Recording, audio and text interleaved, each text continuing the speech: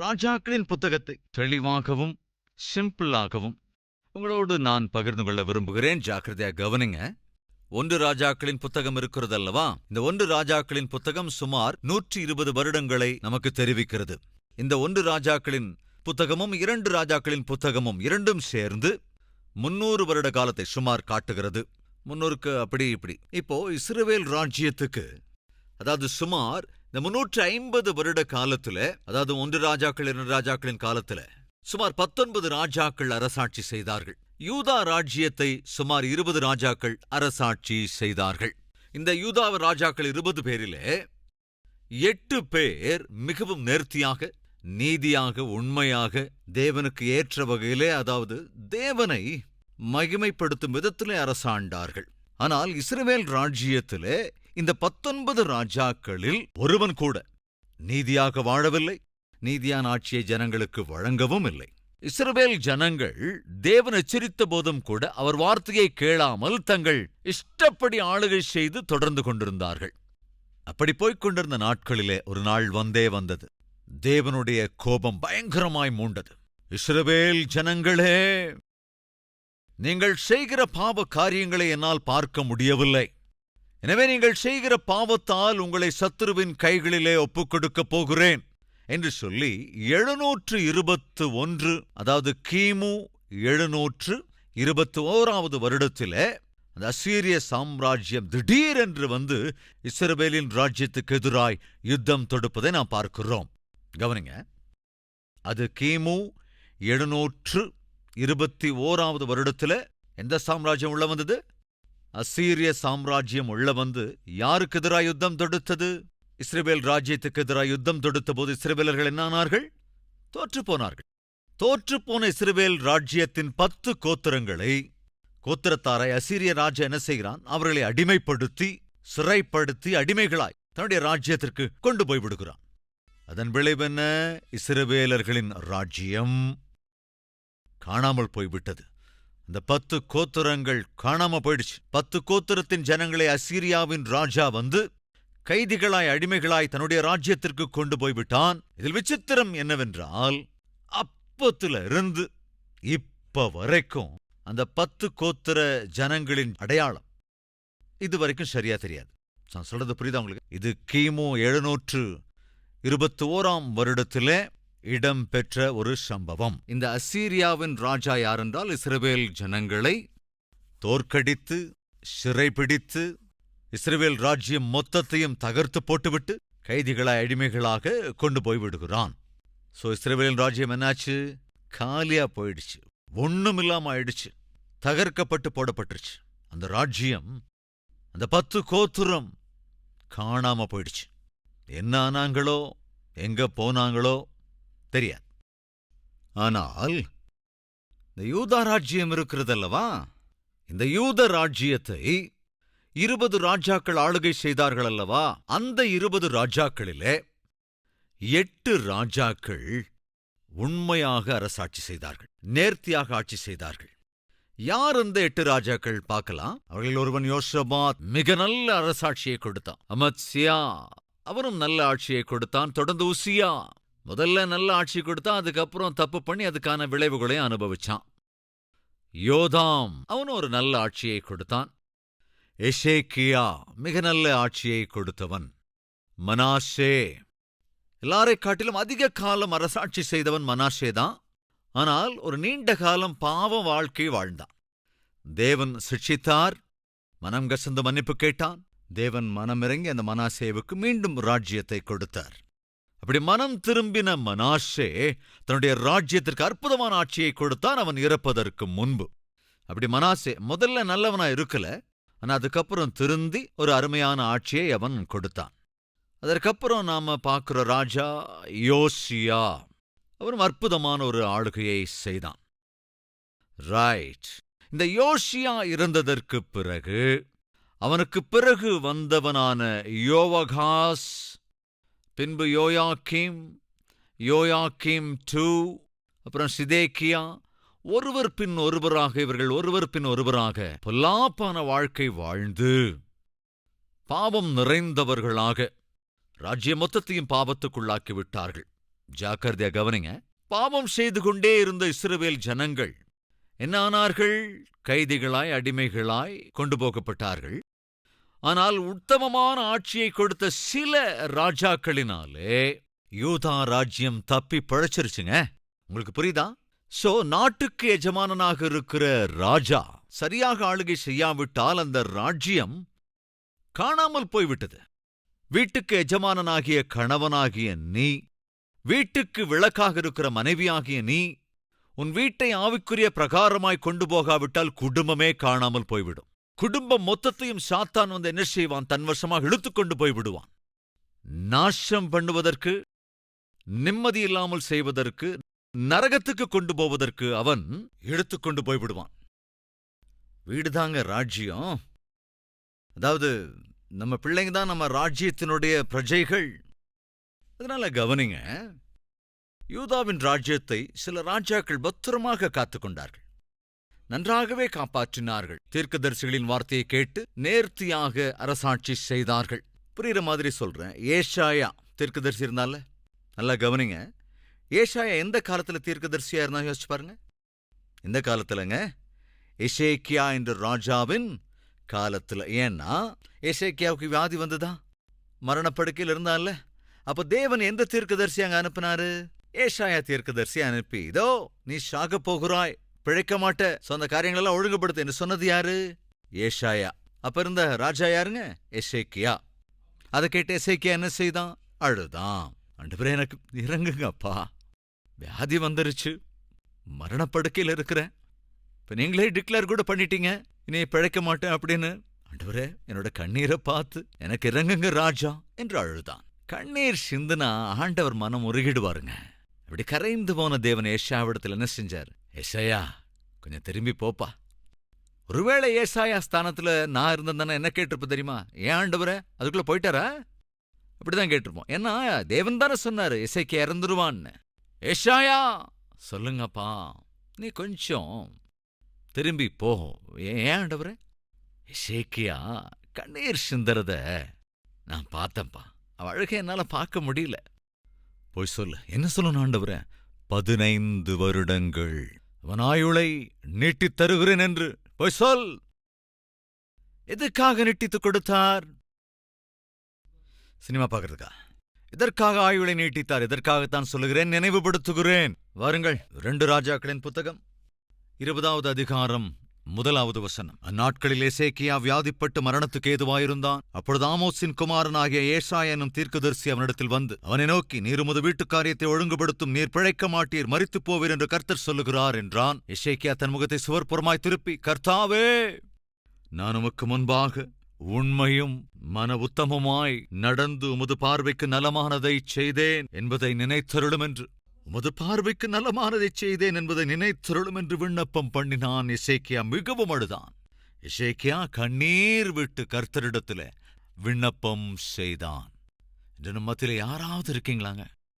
ஐயோ, என் கதை முடிந்து விட்டதே என்ற எண்ணத்தோடு, இனி நான் பிழைக்க மாட்டேனோ என்ற யோசனையோடு, என் குடும்பம் கட்டப்படாமல் போய்விடுமோ என்ற எண்ணத்தோடு, என் பிள்ளைகளின் எதிர்காலம் பாழாகிவிடுமோ என்ற எண்ணத்தோடு கூட யாராவது இருக்கிறீர்களா?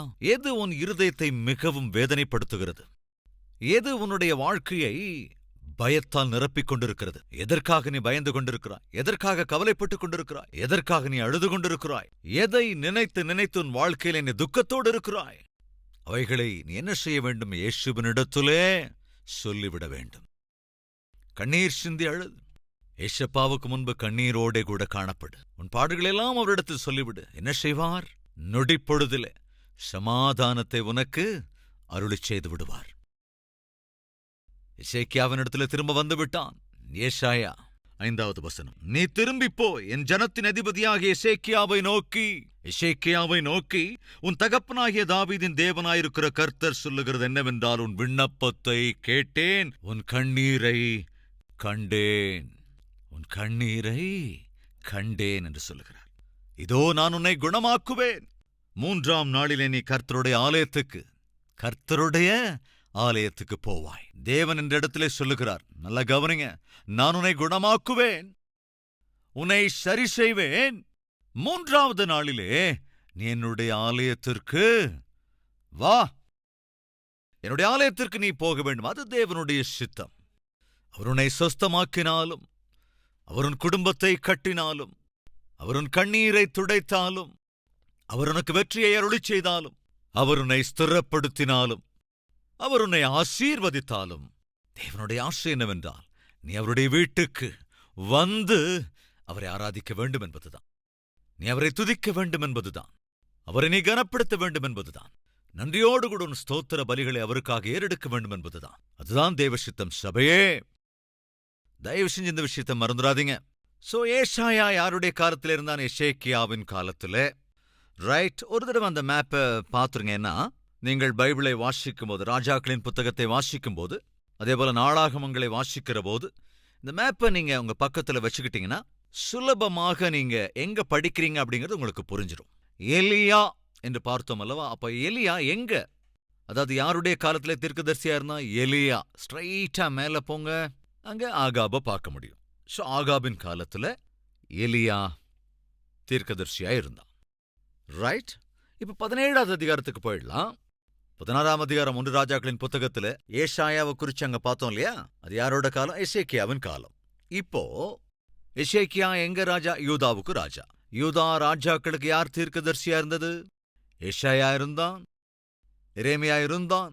எக்ஸாம்பிள் உங்களுக்கு காட்டினேன். ஏசாயா எசேக்கியாவின் காலத்தில் இருந்தான் அல்லவா? அதே போல ஆகாபின் காலத்திலே எலியா இருந்தான். பார்க்கலாம். 1 ராஜாக்களின் புத்தகம் 16ஆம் அதிகாரம் 30வது வசனம். கவனிங்க. உம்ரியின் குமாரனாகிய ஆகாப் தனக்கு முன்னிருந்த எல்லாரை பார்க்கலும் கர்த்தரின் பார்வைக்கு பொல்லாப்பானதை செய்தான். நேபாத்தின் குமாரனாகிய யெரொபெயாமின் பாவங்களில் நடப்பது அவனுக்கு கொஞ்ச காரியம் என்று நினைத்தாற் போல அவன் சீதோனியரின் ராஜாவாகிய ஏத்பாகாலின் குமாரத்தி ஏசபேலை விவாகம் பண்ணினதும் அல்லாமல் அவன் போய் பாகாலையும் சேவித்து அதை பணிந்து கொண்டான். ஆகாபு வெட்ஸ் ஏசபேல். எப்படிங்க? ஆகாபு வெட்ஸ் ஏசபேல். ஆகாபு யாருங்க? இஸ்ரவேலின் ராஜா. அந்த ஏசபேல் ஒரு பயங்கர பாவி. பாகாலின் தெய்வங்களை பூஜிக்கக்கூடிய ஒரு துன்மார்க்கமுள்ள ஸ்திரீ. ஏசபேல் நல்லவள் அல்ல, பயங்கரமானவள். அவள் எப்பொழுது திருமணம் செய்து கொண்டாளோ தன்னோடே கூட தன்னுடைய தேசத்துக்கு சம்பந்தப்பட்ட பாகால் தெய்வங்களின் விக்கிரகங்களை எல்லாம் ஏதோ இஸ்ரவேல் தேசத்திற்கே கொண்டு வந்து விடுகிறாள். மாத்திரமல்ல, தன்னோடே கூட பாகால் தெய்வங்களுக்கு பூஜைகளை செய்யக்கூடிய ஆசாரியர்களையும், தவறாக பிரஜைகளுக்கு சமாச்சாரங்களை அறிவிக்கிற தீர்க்கதரிசிகளையும் தன்னோட கூட அழைத்து வந்து விடுகிறாள். தன்னுடைய நம்பிக்கையையும் கொண்டு வந்து விட்டாள், விக்கிரகங்களையும் கொண்டு வந்து விட்டாள். அந்த விக்கிரகங்களை பூஜிக்கிற ஆசாரியர்களையும் கூட தன்னோட கூட அழைத்துக் கொண்டு வந்து விட்டாள். யாருங்க? ஏசபேல். அப்படி கொண்டு வந்தது மாத்திரமல்லாமல் இஸ்ரவேல் தேசத்திலே கர்த்தருடைய பேரை எவர் சொன்னாலும், கர்த்தருடைய ஊழியத்தை யார் செய்தாலும், தேவனாகிய கர்த்தரிடத்திலே ஒருவேளை யார் ஜெபித்தாலும், கர்த்தருடைய நாமத்தை உச்சரித்தால் கூட அவர்களை கொன்றுவிட வேண்டும். இது ஏசபேலுடைய கட்டளை. வாசிக்கலாம். 18வது அதிகாரம் 4வது வசனம். ஏசபேல் கர்த்தரின் தீர்க்கதரிசிகளை சங்கரிக்கிற போது, பார்த்த இடத்துல கொன்னுடுங்க. யார பார்த்தா? அந்த தேவனை சேவிக்கிற ஊழியக்காரர்களை பார்த்தா கொன்னுடுங்க. இஸ்ரவேல் தேசத்திலே கர்த்தருடைய நாமத்தை உச்சரிப்பதற்கோ பிரசங்கிப்பதற்கோ பிரச்சாரம் செய்வதற்கோ அனுமதி இல்லை. செய்தால் கொன்றுவிடுங்கள் என்று கட்டளையிட்டு விட்டாள் ஏசபேல். அங்க ஆக்சுவலா ஆளுகை செய்யறது யாருங்க? ஆகாப். ஆகாபை தன்னுடைய முந்தானைக்குள்ள முடிஞ்சு வச்சுட்டான். அரசாட்சி, மேலோட்டமான அரசாட்சி ஆகாபினுடையது. ஆனா உண்மையில ஆள்றது யாரு? ஏசபேல் தான். சில வீடுகள் கூட இப்படிதான் இருக்கும்ல பாவம். மனைவி என்ன சொல்றாங்களோ அதை வெளியே வந்து அப்படியே ஒப்பிச்சிருவாங்க. பார்வைக்கு ஆட்சி செய்வது என்னவோ ஆகாபுதான். ஆனால் உண்மையில் அதிகாரம் செலுத்துவது ஏசபேல். எனவே பைபிள் என்ன இருக்கு கவனிங்க. அதை கூட ஒரு முறை வாசிச்சிடலாம். 1 ராஜாக்கள் 21, 23 மற்றும் 24ஆம் வசனங்கள். ஏசபேலை குறித்து கர்த்தர், நாய்கள் ஏசபேலை இஸ்ரவேலின் மதில் அருகே தின்னும். ஆகாபின் சந்ததியில் பட்டணத்திலே சாகிறவனை நாய்களும் வெளியிலே சாகிறவனை ஆகாயத்து பறவைகளும் தின்னும் என்றார். ஆகாயத்து பறவைகளும் தின்னும் என்றார். தன் மனைவியாகிய ஏசபேல் தூண்டிவிட்டபடியே கர்த்தரின் பார்வைக்கு பொல்லாப்பானதைச் செய்ய தன்னை விற்று போட்ட ஆகாபைப் போல் ஒருவனும் இல்லை. இந்த ஆகாபை தூண்டிவிட்டது யாருங்க? எஷபேல் எப்பேற்பட்ட பாவை பாருங்க, எப்படியெல்லாம் அதிகாரம் செலுத்தி இருக்கா. அதன் விளைவாக அவளும் நாயைப் போல செத்துப் போனாள். ஆகாபும் அதே போல மாண்டு போனான். காரணம் என்ன? எஷபேல்.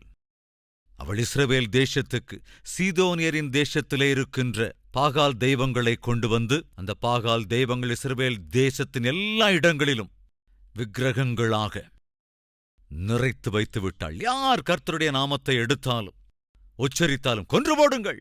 அவர் உயிரோடு இருக்கக்கூடாது, கொன்று போடுங்கள். தீர்க்கதரிசிகளையெல்லாம் அவள் கொன்றாள்.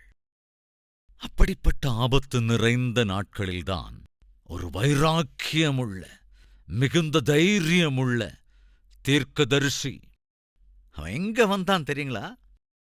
டைரக்டா நடந்து நடந்து நடந்து ஆகாபோட பேலஸுக்குள்ளேயே வந்துட்டாங்க. யாருகிட்டையும் பெர்மிஷன் வாங்கல. ஆகாப் சிங்காசனத்தில் உட்கார்ந்து இருக்கிறான். ஒருவேளை ஏசபேல் கூட பக்கத்துல தான் உட்கார்ந்துகிட்டு இருந்திருப்பா. டைரக்டா பேலஸுக்குள்ள வந்துட்டாங்க. ஆகாபுக்கு முன்னால வந்து நிக்கிறான். கர்த்தருடைய பேரை சொன்னாலே கொன்னு போடுற நாட்கள்ல ஒருவரும் கர்த்தரின் பெயரை சொல்லக்கூட முன்வரவில்லை. தப்பி தவறி யாராவது சொன்னா கொலை பண்ணப்படுவாங்க. அப்பேற்பட்ட மிகவும் ஆபத்தான நாட்களிலே ஒரு தீர்க்கதரிசி தைரியமா ஆகாபினிடத்திற்கு, ஆகாபின் பேலஸுக்குள்ள, ஆகாபோட சிங்காசனத்துக்கு முன்னால வந்து நின்னு, ஐயோ எங்கிருந்து வந்தானோ தெரியாதுங்க, ஆனா வந்து நிக்கிறான்.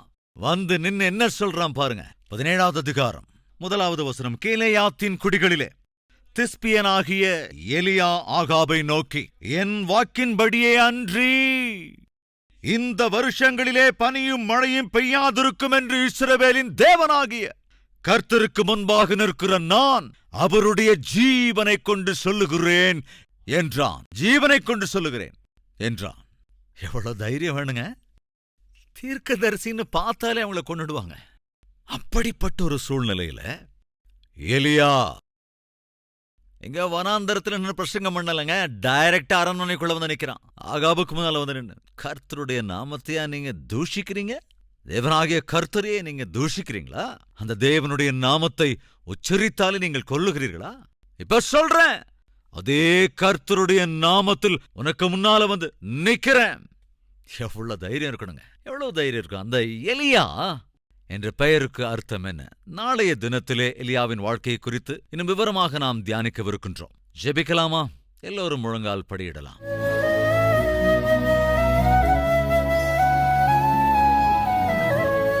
மகா பரிசுத்தமும் அன்பும் நிறைந்த பிதாவே, எனக்கு இறங்குங்க ராஜா. ஆண்டவரே, என்ன தரிசிங்க ஐயா.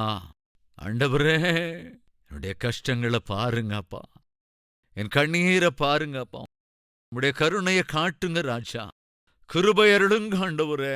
உம்முடைய குமாரர்களை குமாரத்திகளை கண்ணோக்கி பாருங்க ஆண்டவரே. கணவன்மார பாருங்கப்பா, மனைவிமார்களை பாருங்கப்பா. அப்பா, எங்க பிள்ளைங்களை பாருங்க ராஜா. கஷ்டத்துல இருக்கிறோம் ராஜா. உம்முடைய கருணையை காட்டுங்கப்பா. கிருபையா இறங்குங்க ராஜா.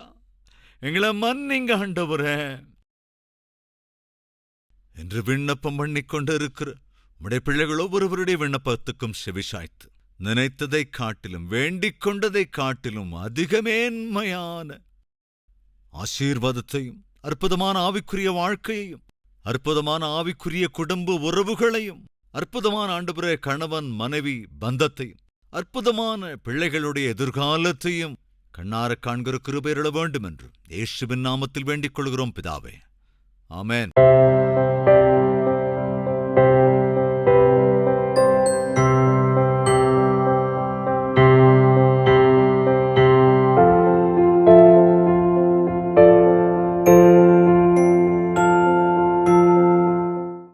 எங்கள் முகவரி: கல்வரி, தபால் பெட்டி எண் 30, குக்கட்பள்ளி, ஹைதராபாத் 72.